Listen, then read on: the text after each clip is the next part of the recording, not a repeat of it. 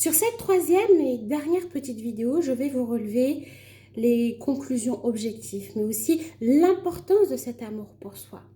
Il faut savoir qu'être capable de développer cet amour pour soi n'est absolument pas synonyme de narcissisme ou d'ego surdimensionné. Je vous dis ça car c'est une objection qui revient beaucoup trop souvent pendant mes thérapies. On va faire un petit rebond sur la confiance en soi.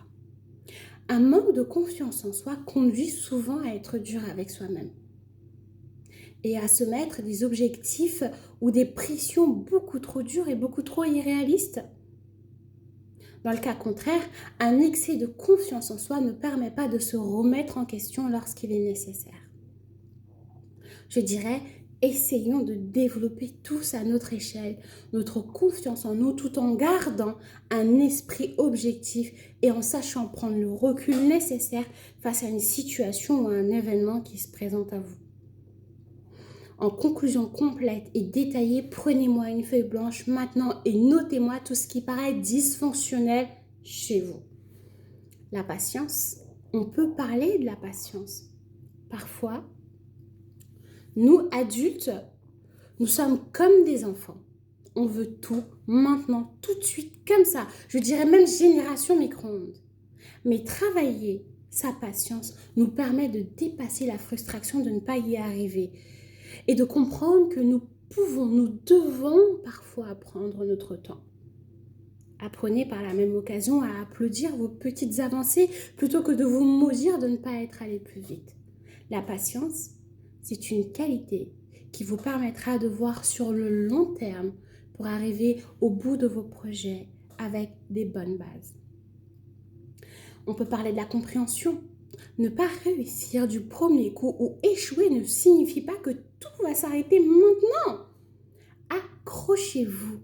Voyez un échec comme une étape naturelle de votre cheminement.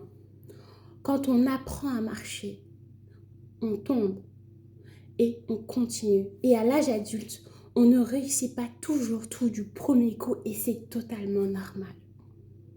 Parfois, même le deuxième coup, le troisième coup ne sont pas les bons. Essayez d'augmenter votre niveau de tolérance à l'échec et tirer des leçons de ce qui n'a pas été en vous posant les bonnes questions, notamment pourquoi ça n'a pas fonctionné. Qu'est-ce que je peux faire pour que ça marche la prochaine fois? Vous pouvez aussi apprendre à être réaliste.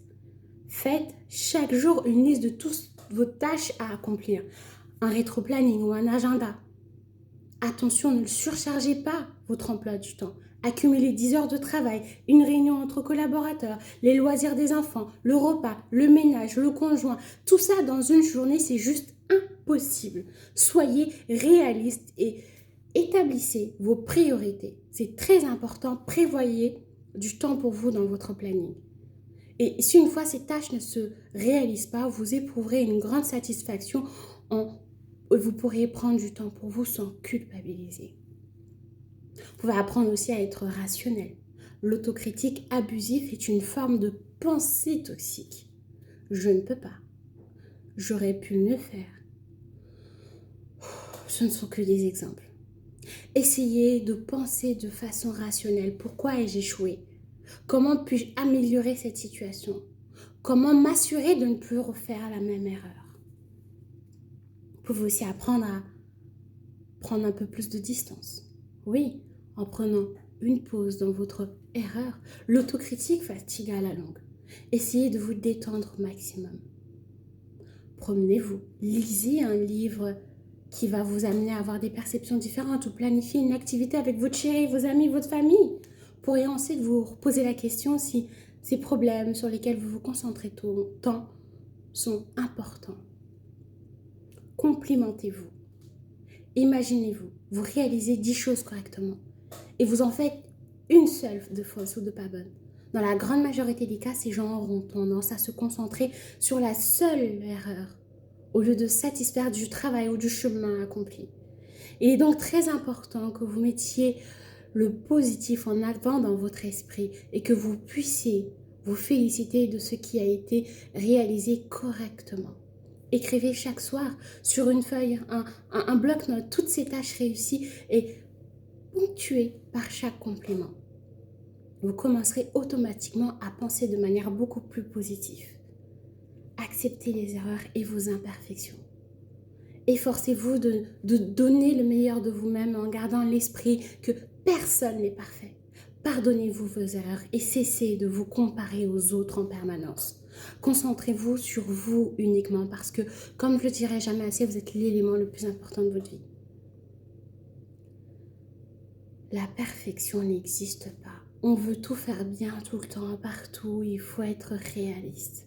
C'est impossible de tout bien faire tout le temps. C'est lutter contre un courant qui vous emportera de toute manière.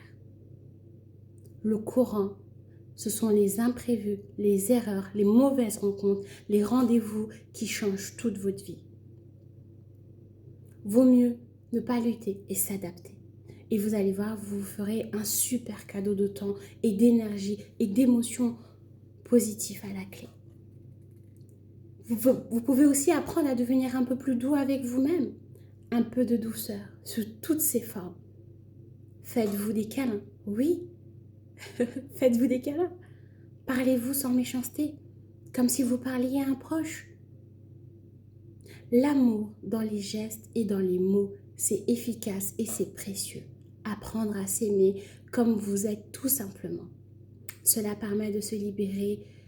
Cela permet de libérer plusieurs hormones qui font du bien, comme l'ocytocine, et provoque un sentiment d'apaisement, de bien-être aussi.